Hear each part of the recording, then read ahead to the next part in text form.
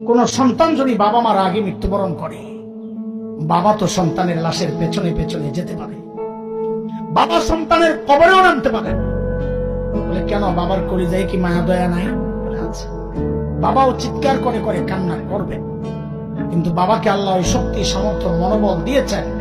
বাবা সন্তানকে দাফন করে শোয়া কান্না করতে করতে উপরে উঠতে পারবেন, ওই শক্তি আল্লাহ বাবা দিয়েছেন। কিন্তু কোন মায়ের জন্য সন্তানের লাশের পেছনে যাওয়া চলবে না, কোন মায়ের জন্য সন্তানের কবরে নামা চলবে না। কেন?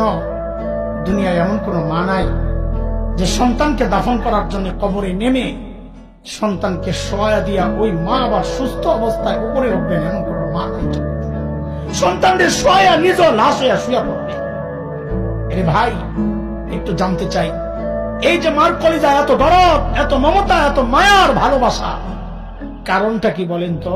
মা আমার দুই চোখের এক চোখ বানাইছেন সেই জন্যে, মা আমার একটা কান বানাইছেন সেই জন্যে, মা আমার একটা হাত বানাইছেন সেই জন্যে। আচ্ছা একবারে বলে ফেলেন না, মা আমার শরীরের কি বানাইছেন? কি বানাইছে? বলেন বলেন, কি বানাইছে? কিছুই বানান নাই, কিছুই বানান নাই। তারপরেও মার কলিজা এত দরদ, মা আমার কিচ্ছু বানান নাই, অল্প কয়দিন ভাড়াটিয়ার মতো আমার পেটে জায়গা দিয়েছে, হওয়ার পর লালন পালন করেছেন, কিচ্ছু বানান নাই।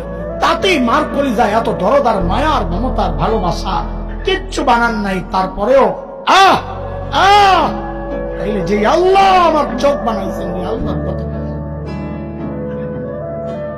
যে আল্লাহ আমার হাত পা বানাইছেন, আল্লাহর কথা, যে আল্লাহ আমার এত এত নিয়ামত দিয়ে বাঁচায় রাখছেন, আল্লাহর কথা নয়।